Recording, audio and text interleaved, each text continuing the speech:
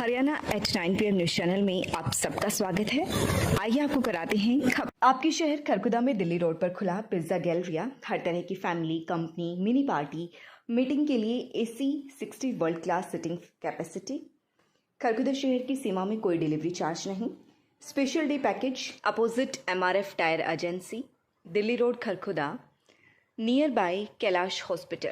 Contact number 9053017999 9053027999। Kharkhoda में भ्रष्टाचार किस तरह से पनप रहा है इसका एक ताजा उदाहरण खरखोदा मटिंडू बाईपास चौराहे पर स्पष्ट दिखता है। जो इंजीनियर और ठेकेदार हैं, इन्होंने सीवरेज मैन होल का ढक्कन बनाया था, सड़क पे ही बना दिया और वो अब सड़क से चिपक गया है, वो उठ ही नहीं रहा है। बार बार शिकायतें आई, बार बार प्रशासन पर दबाव पड़ा, तो प्रशासन ने जब ठेकेदार से कहा, उसने फिर JCB से उठाने की कोशिश की, लेकिन वो टूट रहा है, किनारे उसके जड़ रहे हैं, लेकिन वो उठ नहीं रहा सड़क से। इस तरह से भ्रष्टाचार पनप रहा है और अब ठेकेदारों ने दूसरा बनाना पड़ा है, बिल्कुल उस मैन होल के ढक्कन के ऊपर ही दूसरा ढक्कन बनाना पड़ा है। इस तरह की लापरवाहियां खरखोदा में खूब चली हुई हैं। बात चाहे यहाँ की हो या दिल्ली रोड पर पुलिया बनाने की हो, वहाँ भी इसी तरह की लापरवाही उजागर हुई है, लेकिन प्रशासन इस तरफ कोई ध्यान नहीं दे रहा। खरखोदा जागृति स्थल पर एक बैठक किसानों की हुई, जिसमें जो कार्यकर्ता हैं उनका मुख्य उद्देश्य ये है कि जिला गोहाना बेशक बने, लेकिन खरखोदा को गोहाना में शामिल नहीं किया जाए। इस बात को लेकर चर्चा हुई और कहा गया कि 30 अक्टूबर से 1 नवंबर तक उपमंडल कार्यालय के बाहर 3 दिन का सांकेतिक धरना प्रदर्शन भी किया जाएगा।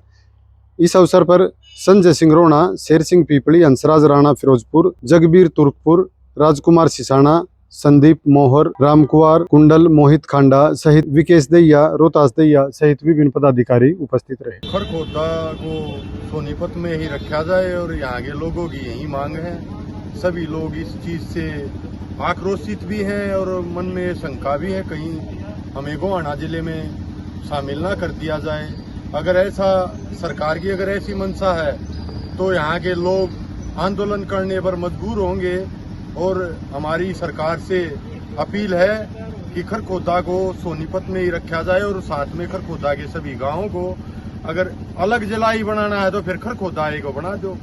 हाँ, गोहाना जिला बन रहा, हमें कोई दिक्कत नहीं है। बड़ौदा और गोहाने हल्के को मिला के गोहाना जिला बना दो। हमारे खरखोदे की कभी मांग नहीं रही कि हमें उधर जाना है, हमें तो सोनीपत में रहना है, सोनीपत में ही हमें रखा जाए। और विधायक जी कहते हैं सोनीपत का था, है और रहेगा। बोला मेरी CM से बात हुई तो एक बार 1 मिनट की बात आप CM के सामने ही ये बात कह के या तो विधानसभा में कह दो या CM से 1 मिनट वैसे कहा दो, लोग संतुष्ट हो जाएंगे। बस यही बात ये।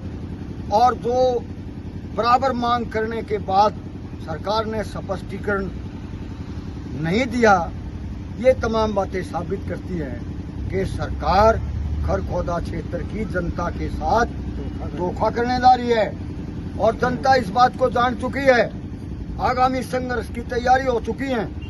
बैठक में अहम फैसले लिए गए कि भी 30,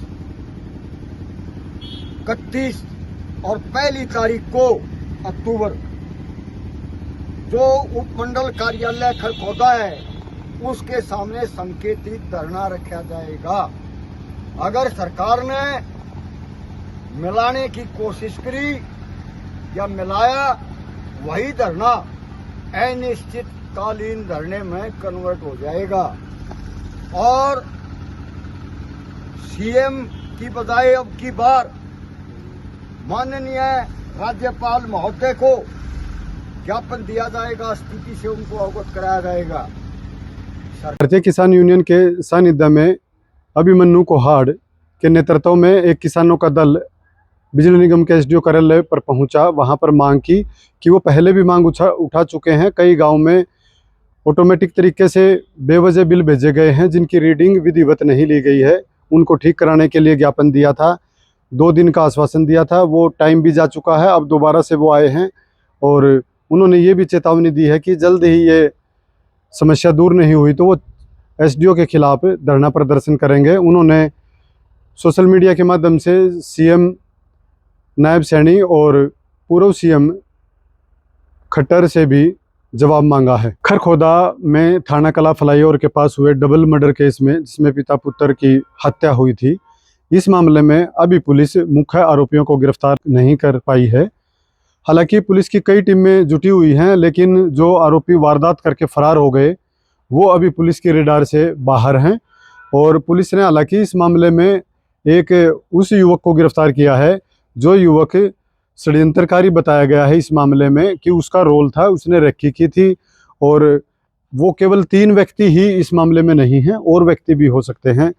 पुलिस इसी बात को लेकर उनका रिमांड पुलिस ने लिया है और उस पर पड़ताल की जा रही है, उससे शिनाख्त कराई जा रही है, कहाँ क्या किससे फ़ोन किए, कहाँ लोकेशन थी, कैसे कब प्लान बनाया, किसने प्लान बनाया, कौन कौन शामिल है, ये सारी बातें पुलिस उगलवा रही है ताकि धीरे धीरे सभी आरोपियों को गिरफ्तार किया जा सके। बुचेश्वर मंदिर में भागवत कथा चल रही है। भागवत कथा कल हवनीय भंडारे के साथ समापन होगी। आज भागवत कथा में पंडित विष्णुदत्त बिरदाना वाले ने बताया कि किस तरह से सुदामा और कृष्ण का मिलन हुआ और पूरे संसार ने वो देखा, मित्रता का भाव देखा। श्री कृष्ण ने अपने दरबार में सुदामा को लाने के बाद उनके चरण आंसुओं से धोए और इस तरह का वृतांत सुनाया गया जिसमें बताया गया कि कितनी खुशी भगवान कृष्ण को हुई थी।